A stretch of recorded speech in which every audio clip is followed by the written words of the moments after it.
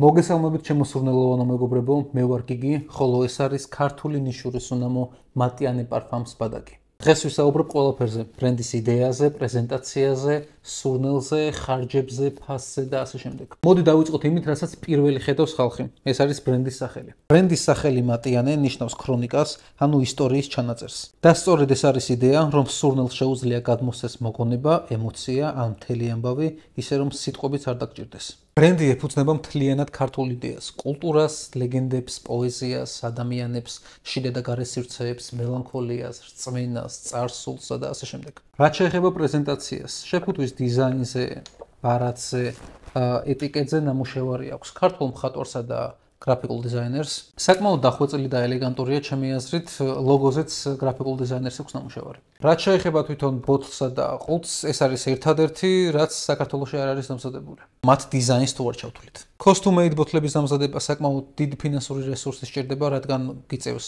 ათასობით ბოთლის შეკვეთა მინიმუმ, რის საშუალებაც ამ ეტაპზე არ მქონდა. პროდუქტში მთავარი აქცენტი გავაკეთე არომატზე, ანუ ყველაზე მეტი ნამუშევარი სწორედ არომატზე არის და შესაბამისად ყველაზე დიდი დრო, ფინანსური რესურსი და კრეატივი სწორედ არომატულ კომპოზიციას ეკუთვნის. ასევე საინტერესო დეტალია ეს ბარათი, რომელიც მე ძალიან მომწონს. ეს არის პასაჟი ყივჩახის პაემანის მიხედვით, ხოლო უკანა წერია ტექსტი, რომელსაც იტყოდა ყივჩახის სიკვდილის წინ. გადავიდეთ არომატულ კომპოზიციაზე, რომელშიც ძალიან ძვირადღირებული ინგრედიენტები მაქვს გამოყენებული, მუსკუსებიც კი, რომლებიც არც თუ ისე ხშირად შეგვხვდებათ მასობრივი წარმოების სუნამოებში. მთლიანად ფორმულის განხილვა ცოტა კომპლექსური საკითხია, ამ ვიდეოშიც ვერ ჩავატევ და დიდად აზრი არ აქვს, მასე რომ ვისაუბრო, ამიტომ საინტერესო რაღაცებზე გავამახვილებ ყურადღებას. ამ სუნამოში ერთ-ერთი მთავარი ნიუანსი არის წითელი ღვინის აკორდი. წითელი ღვინის აკორდის შესაქმნელად გამოვიყენე შავი მოცხარის აბსოლუტი, დავანა, მწვანე კონიაკის essential oil-ი. გამოვიყენე ბეტა დამასკონი, რომელიც არის იზოლატი და გვხვდება ისეთ პროდუქტებში, როგორებიც არის ვარდი, ყურძენი. გამოვიყენე მეთილანთრალინატი, რომელიც ასევე იზოლატი არის და ყურძენის ერთ-ერთი მთავარი შემადგენელი კომპონენტია. ასევე გამოვიყენე ეთილმალთოლი, რომელიც არის ძალიან ტკბილი ვანილისებრი ტექსტურის მქონე სინთეტური მოლეკულა. და ამ წითელი ღვინის მომჟავო ხილოვან სურნელს ანიჭებს სიტყვოებას, რომელიც ასოციაციაში ქმნის ბადაგის ეფექტს. ასევე გამოყენებული მაქვს ვარდის აბსოლუტი მოროკოდან, თამბაქოს აბსოლუტი, ჟასმინ სამბაქ აბსოლუტი, ცნობილი როგორც არაბული ჟასმინი. ამ აკორდებისთვის კვამლისებური ბუნება რომ შემეძინა, გამოვიყენე სომალური frankincense, საკმაველი. ვინც ჩემი წინა ვიდეო ნახა, გეცოდინებათ, რომ აბსოლუტები გაცილებით უფრო ღრმა, კომპლექსური და ძვირადღირებული პროდუქტია. ეს კომბინაცია იძლევა ყვავილოვან, ოდნავ ბალზამურ, კვამლისებრ არომატად, რომელიც მშვენივრად ეხმიანება გიორგი ლეონიძეს ლექს ყივჩახის პაემანს. ბეის ნოტებში გვხვდება ვანილინი, ეს არის ვანილის მთავარი ინგრედიენტი, იზოლატი. მუსკუსებიდან გამოყენებული მაქვს გალაქსოლაიდი და ექსალთოლაიდი, რომელიც ქმნის ძლიერ სტრუქტურას, დიფუზიას, ასევე ანიჭებს სუნამოს უფრო მეტ სისუფთავეს და სივრცეს აჩენს არომატებს შორის. სუნამოს ბირთვად გამოყენებული მაქვს ISO-ის სუპერი, რომელსაც ალამაზებს ჰაიტური ვეტივერისა და პაჩულის მიწერი ბუნება. ხოლო ვირჯინიული კედარი უფრო მეტ სიმკაცრეს და სეხისტესენს არომატს. ფორმულაში არის ისეთი სინთეტური მოლეკულები, როგორიც არის იუჯენოლი, ლინალოლი, თიმბერსილკი, რომლის სახელებიც პრინციპში არაფერს მოგცემთ. ცოტა ხანში გადავალ ეს კომპონენტები როგორ აისახება არომატში.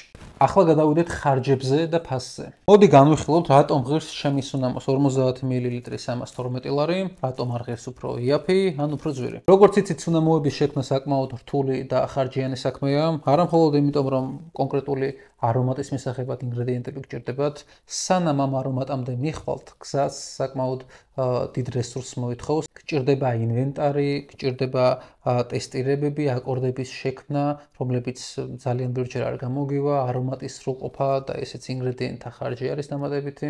არაფერს ვამბობ დროსა და კრეატიულ სამუშაოზე. ხოლო მცირე არტიზანულ ბრენდებთან ეს ყველა ხარჯი ჩათვალეთ გაასმაგებულია. ჩემი სუნამოს რაოდენობა იყო თავდაპირველად 170 ერთეული. ანუ რაც უფრო მცირე პროდუქციას აწარმოებ, მით უფრო მაღალი არის პროპორციული ხარჯი. მაგალითად, თუ კონკრეტული ინგრედიენტის 5 მლ ღირს 20 დოლარი, მისი 100 მლ შეიძლება ღირდეს 130 დოლარი. ანუ პროპორციულად უფრო მაღალი მოცულობა იაფია. დიდი ბრენდები, კორპორაციები ყიდულობენ ამ ინგრედიენტებს ძალიან დიდი რაოდენობით, ტონობით ჩათვალეთ. ასევე აქვთ სხვადასხვა ქარხნებთან კონტრაქტები, მეტი კავშირები, რაც მათთვის ამ სამუშაო პროცესის ხარჯს 1-2-რად ამცირებს. პლუს ამას გამბაჟება, გადაზიდვა, წონის ხარჯების გადახდა მთლიანად მემიწევს. ასევე პარფიუმერული ხარისხის ეთილ ალკოჰოლის, ანუ პარფიუმერული ალკოჰოლის ჩამოტანაზე მარტივად არ ხდება გადამზადი კომპანიებით, სპეციალური ლოჯისტიკური კომპანია გჭირდება, რაც ძალიან დიდ ხარჯებთან არის დაკავშირებული. მეორე მიზეზი არის ინგრედიენტთა ხარისხი და კონცენტრაცია. ერთი-ორმა მითხრა, რომ ცნობილი ბრენდები არ ღირს მაგდენიო, როგორც Versace, Dolce & Gabbana, Gucci და ასე შემდეგ. ამ ბრენდების მთავარი მიმართულება არ არის სუნამოები, შესაბამისად მათი მიზანია შექმნან ძალიან მარტივი, მასაზე გათვლილი, მოწონებადი არომატები, რაც შეიძლება ბიუჯეტურად. მათ პროდუქტში ძალიან იშვიათად შეგხვდებათ CO2 ექსტრაქტები, აბსოლუტები, ძვირად ღირებული სინთეტური მუსკუსები. ნიშური ბრენდები მით უმეტეს არტიზანული კი პირდაპირ ხარისხზეა გათვლილი და მაქსიმალურ კრეატივზე. მესამე მიზეზი არის დრო, სამუშაო ხარჯი, ფიზიკური და გონებრივი მუშაობა. სუნამოს შექმნა არ მოიაზრებს, რომ მხოლოდ ფორმულის მიხედვით ჩამოვიტანოთ ინგრედიენტები, შევაზავოთ ერთმანეთს, ბლენდინგი გავუკეთოთ და დავალოთ. ძალიან დიდი თანხაა დახარჯული მთლიან სამუშაო პროცესზე. ვამატებდი და ვაკლებდი ინგრედიენტებს, ვცვლიდი მათ პროპორციებსა და სტრუქტურას. ყიდულობდი და ჩამომქონდა ახალი ინგრედიენტები და ვცდიდი როგორ იმუშავებდნენ ისინი ფორმულაში, შემდეგ ფორმულას დავიდამწერდი, ჩამოტანის დროზე საუბარი არ მაქვს. პლუს ეს არ არის მხოლოდ ფიზიკური შრომა, რადგან ფიზიკური შრომაც საჭიროა პარფიუმერიაში, აქ მთავარი დატვირთვა მიდიოდა გონებრივ სამუშაოზე. ჩათვალით ამის გარდა არაფერზე არ ვფიქრობდი. ამის მიუხედავად ვთვლი, რომ პარფიუმერია ხელოვნებაა და იგი არ უნდა დავიდეს თვითღირებულებამდე. იგივეა, რამე ძალიან კარგ ნახატზე რომ თქვათ, ეს ხომ მხოლოდ საღებავები და ატილოა, ამაში თანხა როგორ უნდა გადავიხადო. თვითღირებულებაც კი რომ არ გქონდეს საკმაოდ მაღალი ამ პროდუქტს, ფასი მაინც ჩემი გადასაწყვეტი იქნებოდა, იმიტომ რომ მხოლოდ მე ვიცი რა ხელა შრომა, ენერგია და რისკია ამ პროდუქტში ჩადებული. ეს არ არის არც მედიკამენტი, არც პური, არც პირველადი მოხმარების ნივთი, რომ აუცილებლად ყველას კონდეს. საბოლოო ჯამში ლაქშერი პროდუქტია და შესაძლებელია სუნამოს გარშე არსებობა. მით უმეტეს ჩემი სუნამო არ არის კომერციული პროდუქტი და სულ არ მაქვს ინტერესი, რომ ყველას კონდეს. ვერც ექნება რომ მოინდომოთ 170 ცალი იყო გასაყიდად, როგორც გითხარით. ამ ვიდეოს ჩაწერის პროცესში კი 50-ზე ნაკლებია. ამ სუნამოს შეიძენს ის, ვინც აფასებს ნიშურ პარფიუმერიას, სუნამოებს, რომელსაც აქვთ ისტორია და სული. და შეიძენენ ისინი, ვისაც სურს პარფიუმერიის განვითარება საქართველოში. არავისთან ვარ ანგარიშვალდებული, რომ ფასი შეუთანხმო და თუნდაც ამ ყველაფრიდან რაღაც არგებელი რომ დამრჩეს, არც ეგ დაგაქცევთ და დიდ პრობლემას არ შეუქმნეს არავის. თუმცა ნებისმიერი შემოსავალი, რაც ამ სუნამოდან უნდა მივიღო, ან მიმიღია, მხოლოდ ხმარდება ახალი სუნამოს შექმნას. იგივენაირად ახალი მატერიალების ჩამოტანას, სწავლების პროცესს, ახალ ინვერტარს და ასე შემდეგ. ახალ სუნამოებსა და გეგმებზე ცოტა მოგვიანებით გესაუბრებით. ახლა ვისაუბროთ სურნელზე, ყველაზე მთავარ კომპონენტზე და ვნახოთ როგორ ეხმიანება იგი ყივჩაღის პაემანს. ჩემი თავდაპირველი მიზანი იყო სურნელის სინქრონირებულიყო ლექსთან. გახსნისას იგრძნობთ წითელი ღვინის მოტკბო მომჟავო აკორდს დარიჩინთან და ყურძენთან ერთად. ეს კომბინაცია იძლევა ახლად ადუღებული ტკბილი ბადაგის ილუზიას. შემდეგ მას ეხმიანება საკმაველი, როგორც ახლად დამტვრეული კელაპტარი. მას მოსდევს თამბაქოს სიღრმე, პაჩულის მიწიერება და ჟასმინის ჰაეროვნება, როგორც ყაბარდოს ველის სილუეტი.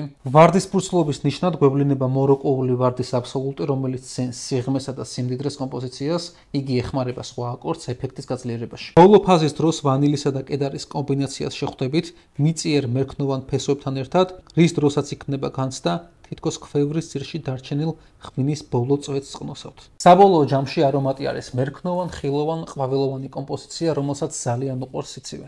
სიცხეში თავის თავს ბოლომდე ვერ ავლენს, დამიჯერეთ, ბევრად უკეთ იშლება, მაშინ, როდესაც ტემპერატურა დაბალია. გრადობასა და შლეიფს რაც შეეხება, ჩემს განზე აქვს 7-დან 9 საათამდე მდგრადობა, საშუალოზე მაღალი შლეიფით. ძალიან ბევრი კომპლიმენტი მიმიღია, სურნელი აშკარად იგრძნობა შორტ დისტანციაზე. თუმცა ბევრმა ადამიანმა, ახლობელმა და უცხო ადამიანებმაც მათ შორის მითხრეს, რომ ეს უნდა მოუძლებთ მთელი დღე, ან 12 საათზე დიდხანს და აქვს საკმაოდ მძლავრი შლეიფი, ამიტომ საბოლოო ჯამში მაინც კანზე არის დამოკიდებული. უსაფრთხოებას რაც შეეხება, ამ სუნამოში დაცულია IFRS-ა და ევროკავშირის რეგულაციების ყველა სტანდარტი. მაქვს სუნამოს ნებისმიერი სერტიფიკატი, მათ შორის SDS სერტიფიკატი, ალერგენების სერტიფიკატი, არა მხოლოდ სუნამოს სერტიფიკატი მაქვს თითოეული ინგრედიენტის IFRS-ა და SDS სერტიფიკატები, რომელიც ამ სუნამოში არის გამოყენებული. გადავიდეთ ბოლო საკითხზე, რა არის მატიანე პარფამსის სამომავლო გეგმები და რა არომატებს უნდა ველოდეთ. ცოტა ხნის წინ ავიღე ახალი პროექტი, ერთ-ერთი უმსხვილესი და თავის დარგში წამყვანი კომპანიისთვის უნდა შეგვქნა არომატები, ამიტომ მატიანე პარფამის ეგიდით წელს ახალი სუნამო არ გვექნება. ახალ არომატებს უნდა ელოდეთ 2026 წელს დაახლოებით მაისისთვის. ოღონდ ერთდროულად გამოვა ორი სუნამო. პირველი იქნება ზამბახისა და სანდალვუდის ბაზაზე აშენებული სუნამო, რომელიც შთაგონებას იღებს გალაქტიონის იისფერი თოვლისგან, ხოლო მეორე არომატი მიეძღვნება ნიკოლოზ ბარათაშვილის მერანს. ეს არომატი იქნება ძალიან ბრუტალური, პოლარიზებული, ტყავისა და ცხოველური აკორდების კომბინაცია ჰაეროვან ნოტებთან ერთად, როგორც სიკვდილისა და სიცოცხლის ბრძოლა. ეგ კონკრეტული არომატი იქნება Beast Mode, უმძლავრესი შლეიფითა და მდგრადობით. ამ სამი სუნამოთი შეიკრება მატიანე პარფამსის პირველი პოეტის ხაზი, ხოლო შემდეგ მუშაობას დავიწყებ ახალ ხაზზე, რომელიც მიეძღვნება ძველ ქართულ სამეფოებს, რეგიონებს და ასე შემდეგ. მოკლედ იდეა ბევრია, ჩათვალეთ ამ ბრენდზე მუშაობის გარდა არაფერს ვაკეთებ. მაგრამ რადგანაც ერთი ვარ და სამწუხაროდ 10 ნაწილად ვერ გავიყოფი, ამისთვის მჭირდება დრო, რესურსი და დიდი შრომა. ამიტომ დაელოდეთ სიახლეებს. ჩემ ბრენდს გაცნობიერებულად თუ გაუცნობიერებლად უამრავი ადამიანი ეხმარება არა მხოლოდ სუნამოს შეძენით, არამედ იმ რეაქციებით, რასაც რამდენიმე კვირა ძალიან დიდი დოზით ვიღებ. ძალიან სასიხარულოა, რომ უცნობი ადამიანები გირეკავენ, ნაცნობი ადამიანები ახრთოვანებულები არიან შენი შრომით, ვიღებ უამრავ კომპლიმენტს, დადებით რეაქციებს, რისთვისაც თითოეულ თქვენგანს მადლობა მინდა გადაგიხადოთ. მინდა გთხოვოთ ამ არხის გამოწერა, რადგან საკმაოდ საინტერესო ვიდეოები უნდა შემოგთავაზოთ. ჯერჯერობით მხოლოდ იმას გაგიმხელთ, რომ 2026 წელს უნდა ვიმოგზაურო გრასში, ეგრეთ წოდებულ პარფიუმერიის დედაქალაქში და ძალიან საინტერესო